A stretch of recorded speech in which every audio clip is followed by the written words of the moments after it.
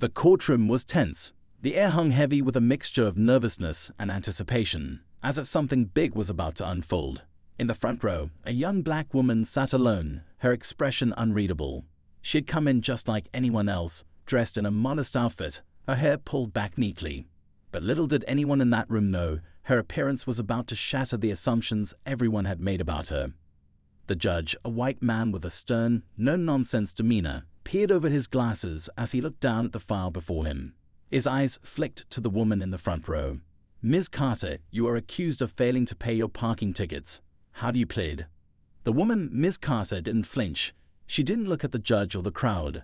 Her gaze was focused straight ahead, but her voice was calm when she spoke. "Guilty, Your Honor," she said, her words clear and steady. The judge raised an eyebrow, his gaze narrowing slightly. "Guilty, huh? Well, you've accumulated quite a few fines over the years. It seems like you think the rules don't apply to you." The room grew quieter.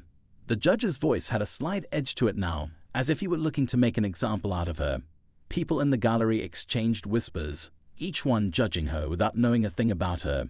To them, she was just another face in the crowd, a woman who had broken the law and now had to face the consequences. But what they didn't know, what the judge didn't know, was that the woman sitting there had a story far more complicated than a few parking tickets. As the judge began to rattle off the penalties, the woman sat still. She didn't try to argue or defend herself. There was no pleading for mercy. The silence in the room was almost suffocating. A calmness seemed out of place for someone in her position. Most people would have been desperate, trying to get out of a fine, but not her. The judge glanced at his notes again and let out an audible sigh. "Fine, you'll pay the full amount. And on top of that, I'm going to add an extra fine for your blatant disregard of the law. You seem to think this court is just a game. Well, let's see how you feel when your word feels it." The woman nodded quietly, accepting the verdict. There was no emotion on her face, no anger or frustration. It was as if this was just another day in her life, just another courtroom and another judge who thought they knew who she was. But as the judge prepared to deliver the final judgment, something happened. The woman's calm demeanor never faltered, but her hand slowly slid into her bag. She pulled out a business card, and with a measured gesture, she placed it on the judge's desk. The room fell silent. It wasn't just any card. The judge's gaze flickered to the name on the card, then back to the woman. He blinked once, then twice, as if the words on the card didn't quite make sense to him. The name on the card was familiar, too familiar.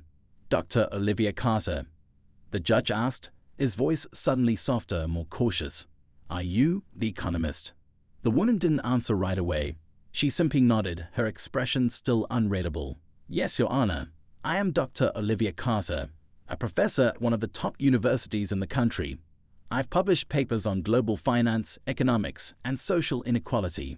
But none of that matters right now, does it?" The judge seemed taken aback. He had no idea who she was. He had only seen her as a black woman in front of him, someone who clearly didn't belong in the world of the powerful or the educated.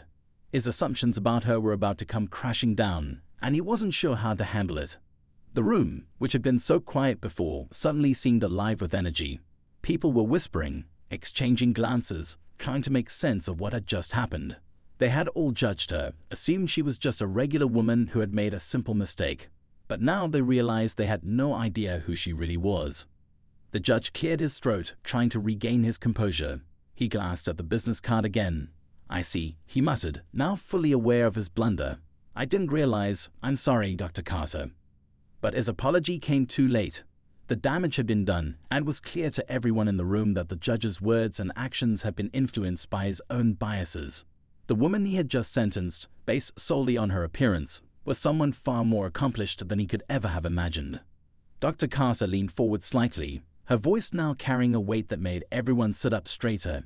"You should have known better," she said, her tone calm but firm. "You shouldn't have assumed that because I am black, I don't belong in a space like this. You should have known that everyone has a story beyond their skin color or their appearance. You should have asked, but instead, you chose to judge." The judge's face flushed red, and he shifted uncomfortably in his seat. He had no idea how to respond. He had been caught in his own prejudice, and there was no easy way out. But Dr. Carter wasn't done yet. She stood up, adjusting her jacket. "I'm not angry, Judge, but I do expect accountability. Just as I hold others accountable for their actions, I expect the same from you. You may have tried to embarrass me, but I'm here to remind you of something much bigger than your court, of how easily people like you forget that they're not the only ones who matter. The judge was silent. He had no response. The room was filled with a tension that could only be described as thick and palpable. No one spoke. No one dared. It was a moment of reckoning. And it wasn't just Dr. Carter who had been affected. It was everyone. But just as the judge seemed to come to his senses, and the whispers began to quiet down, Dr. Carter turned to leave. There was a pause, a brief moment where it seemed like everything was about to return to normal. And then, just before she reached the door, she spoke one final time. "I'll be donating the full amount of this fine to an initiative that helps those who can't afford to pay their fines, just so you understand what real justice looks like." The judge was stunned. He watched her walk out of the courtroom, her back straight, the steps confident. But the story didn't end there. The moment she left, a reporter who had been in the back of the room quickly approached the judge, his camera ready. "Did you know who she was?" he asked, almost eagerly. The judge hesitated for a moment before responding, the weight of his earlier mistake sinking in. "I didn't. I had no idea." The journalist's eyes widened. "She's not just any economist, Judge. She's one of the most influential voices on economic policy in the country. Her research has shaped laws that impact millions. You might want to be careful how you handle her next time." The judge's stomach dropped. His earlier actions had just been exposed to the world, and there was no turning back. Dr. Carter, the woman he had thought was just another rule breaker, was about to change the way the world saw justice, and the way he saw himself. The story was far from over, and the truth was, Dr. Carter wasn't just interested in making a point in the courtroom. Her real mission had only just begun, and it would shake the very foundations of how the world viewed race, power, and authority. Would the judge face consequences for his actions? Would Dr. Carter become a symbol of a much larger movement? What would happen when the world finally realized that the woman they had underestimated had the power to change everything? The answer to these questions was just beginning to unfold, and it was sure to leave everyone on the edge of their seats. The tension in the courtroom lingered long after Dr. Olivia Carter had left. The judge sat at his desk, his fingers drumming nervously against the wood. He had underestimated her in a way he couldn't have imagined. Now the weight of his mistake settled over him like a thick fog. The courtroom was emptying, but the voices of those who had witnessed the exchange still echoed in his mind. The reporter's question kept replaying over and over. Did you know who she was? He hadn't, and that was the problem. Dr. Carter was no ordinary woman. She wasn't just another black woman sitting in the defendant's chair, someone he could dismiss with a few harsh words and a fine. No, she was a force, an influential economist whose work had shaped national policy. But why was she here? What had brought her into this courthouse, at this moment, at the hands of a judge who had no idea who she truly was? The judge had heard of her name in passing, of course, but he never made the connection. Dr. Olivia Carter wasn't the kind of person who would get caught up in something as trivial as parking tickets. Her name was synonymous with economic reform, with advocacy for social justice, with policies that addressed inequality. But somehow, that had all escaped him. He had only seen her skin color. He had only seen what his own biases wanted him to see. As he stared down at the file in front of him, the judge's thoughts drifted back to that moment when Dr. Carter had stood up in front of him, calm and composed, and challenged him in a way he never expected. It was clear she had come prepared, not just for the parking fines, but for something much bigger. Outside, Dr. Carter walked briskly down the courthouse steps. Her heels clicked against the pavement, but there was no hurry in her step. She knew exactly what she was doing. She had known for years. The world had a way of ignoring voices like hers, voices that didn't fit the mold of what people expected from someone in her position. A woman, a black woman, an economist, a voice of reason in a world that had long since stopped listening. But now, things were different. She had made her point in that courtroom. The judge had learned something about her, whether he wanted to or not. She wasn't here for the fine. She wasn't here for justice in the traditional sense. No, she was here to expose a much deeper flaw in the system, one that many people, like the judge, refused to acknowledge. Her phone buzzed in her pocket, breaking her thoughts. She pulled it out and glanced at the screen. It was a text from her assistant. The interview request came through. They want to know what happened in court. Dr. Carter smiled. She had expected this. The moment the press caught wind of what had just happened in the courtroom, they would start circling like vultures. It would be the story of the day, if not the week. And that's exactly what she needed. She had been working for years to bring attention to the deep-rooted issues in the judicial system. to the bias that was embedded in every level of government, law, and society. This incident was a perfect opportunity to shine a light on it. But there was more to it than that. Much more. The judge's reaction to her was just the beginning of a much larger conversation that needed to happen. She had built her career on studying the systems that governed the country's economy, but now she realized that the system of justice needed just as much, if not more, attention. As she walked toward her car, her mind raced through the possible outcomes. The press would ask questions. They would want to know why she didn't fight back more aggressively, why she didn't make a bigger scene in the courtroom. Some might even call her calmness a weakness. They would say she let the judge off the hook too easily, that she should have demanded an apology or some form of retribution. But that was never the point. Dr. Carter didn't need to scream or shout to make her voice heard. She didn't need to throw her weight around to get results. She had learned long ago that true power lay in influence, in knowledge, and the quiet, unshakable confidence that comes from understanding the system better than anyone else. But she wasn't naive. She knew that not everyone would see things the way she did. The world wasn't ready for the change she sought, not yet. There would be pushback. There would be resistance. The judge had shown her just how deep that resistance ran. As she settled into the driver's seat of her car, she glanced at her phone again, this time seeing a notification from her publicist. It read, "The press release is ready. Do you want to proceed with your statement about the incident today?" Dr. Carter took a deep breath and typed her response. "Yes, send it out immediately. Let them know this is just the beginning." She hit send, then sat back in the seat, allowing herself a moment of reflection. She had been underestimated her whole life. People saw her as just another woman in a field dominated by men, just another black woman trying to rise above the limitations placed on her. But every time they tried to box her in, she broke free. And today, she had done it again. The judge would remember her name. The press would remember her face. But most importantly, the world would remember her message. It wasn't enough to just be heard. It wasn't enough to just be visible. The system had to change, and she was the one who was going to make it happen. As Dr. Carter drove through the city streets, she thought back to her childhood. She had grown up in a neighborhood where dreams often felt like distant fantasies, where opportunity was something only a lucky few could grab hold of. But she had always believed in herself. She had always believed that she could change things, even if it was just one person at a time. And that belief had led her here, to this moment, to this fight. But she wasn't in this fight alone. There were thousands, if not millions, of others who shared her vision, who had been silently working to change the world. The judge's mistake was just a small piece of the puzzle. It was a mistake many had made before him, and would be a mistake many would continue to make in the future. But Dr. Carter had one thing they didn't: the power of truth and the determination to make sure that truth was heard. And as she glanced at the rearview mirror, she couldn't help but feel that something bigger was on the horizon. Something was about to break open, and she was right at the center of it. She had already made her mark. Now it was time to see who else would step forward to join the movement.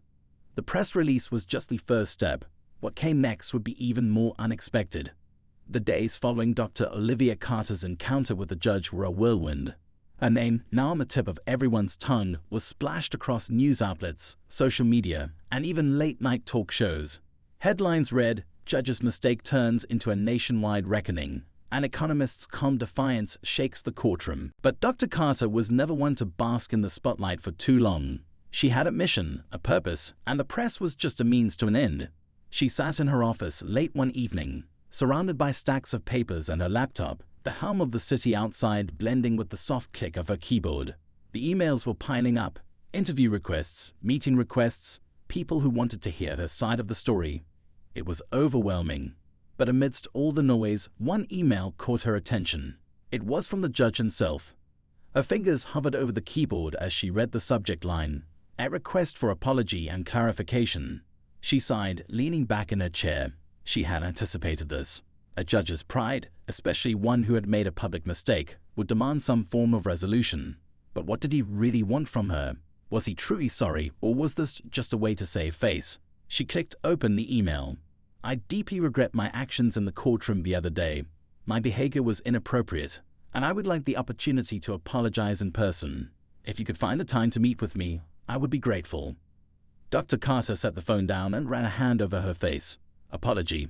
Was he truly aware of the deeper issue at play here, or was he simply trying to restore his reputation? She didn't know. She wasn't sure she cared. But as much as she wanted to dismiss the email, she knew it was part of the larger web she was weaving.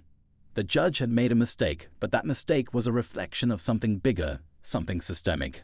And that was exactly what she planned to expose. Her assistant, Mara, popped her head into the office.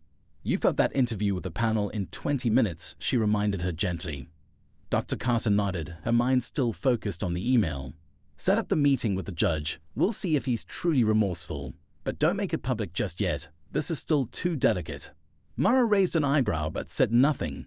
Dr. Carter had always been meticulous about how she handled situations. This would be no different.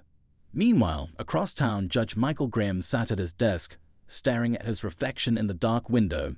The events of the last few days had been a constant source of torment for him. His reputation, carefully built over decades in the courtroom, was in tatters. How could he have been so blind? How could he have assumed so much based on nothing more than the woman's appearance? His own actions, however well-intentioned, had exposed him for what he was, someone who had been conditioned by his own biases, someone who couldn't see past the surface. He had spoken to a few of his colleagues since the incident. Some had sympathized with him. "You didn't know who she was, Mike," they had said. "It happens. You're a good judge. Don't let this one mistake define you." But others had been less kind. A prominent colleague had told him outright, "You know better. You should have known better. You need to own this." That was when Graham realized just how deep his failure ran. It wasn't about a mistake in judgment. It was about a deeper societal issue that went far beyond any single courtroom. He wasn't just a judge now. He was part of the problem. The worst part was that he knew exactly who Dr. Carter was now. He had read her work, listened to her speeches, and recognized the weight of her influence. She was a brilliant economist, one who had helped shape policies, reform social safety nets, and fought for marginalized communities. She was a voice he should have respected, not dismissed. And yet, in that moment of judgment, he hadn't seen her for what she truly was. He put his head in his hands, overwhelmed by the realization. There was no easy way to fix this, but he had to try. He couldn't let this one mistake be the defining moment of his career. As Dr. Carter prepared for the interview, she tried to focus on the task at hand. The panel was going to ask her about her recent experience in court, about her background, and about her stance on social justice. It was a familiar territory for her, but today it felt different. Today she wasn't just speaking as an economist or an activist. She was speaking as someone who had just experienced firsthand the biases that permeated every corner of society. She sat in the brightly lit studio, the host adjusting her microphone and camera before the interview began. The questions came fast and heavy, each one probing deeper into her perspective.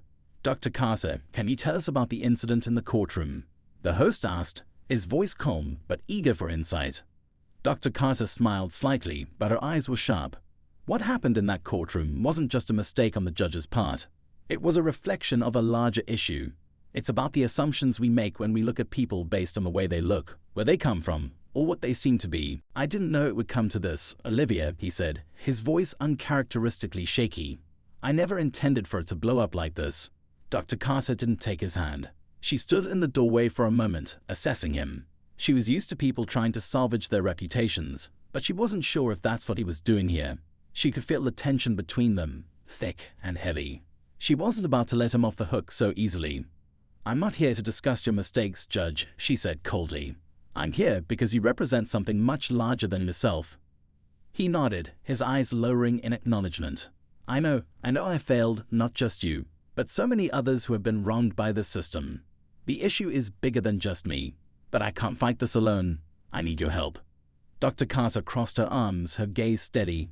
"Help with what, exactly?" "The media is turning this into something it isn't. People are calling for my resignation. They want me gone.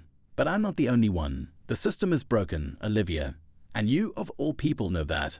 This isn't about one judge or one case. It's about everything we've been talking about. The bias, the inequality. I need you to help me fix this. Together."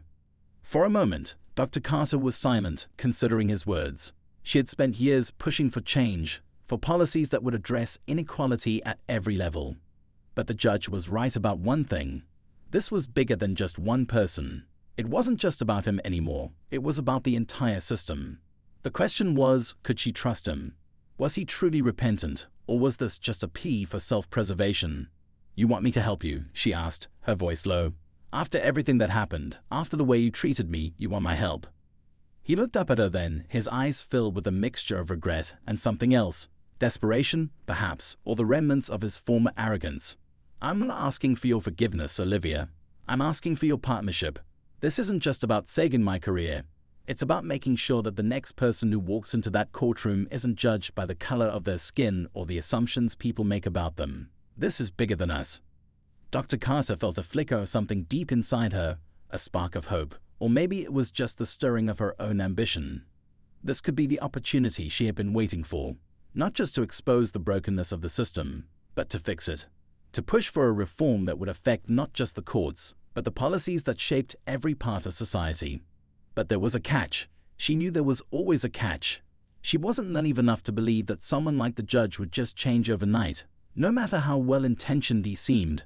She had seen too many powerful people use their influence for their own gain. Was this another play for power? Before she could respond, her phone buzzed on the table. It was a news alert. Her heart sank as she read the headline. Judge Graham faces new allegations of racial bias in landmark case. Dr. Carter looked up, meeting the judge's eyes. The panic in his expression was palpable. "I didn't do this," he whispered almost to himself. "I didn't mean for it to get this far." But Dr. Carter was already thinking ahead. The stakes had just been raised.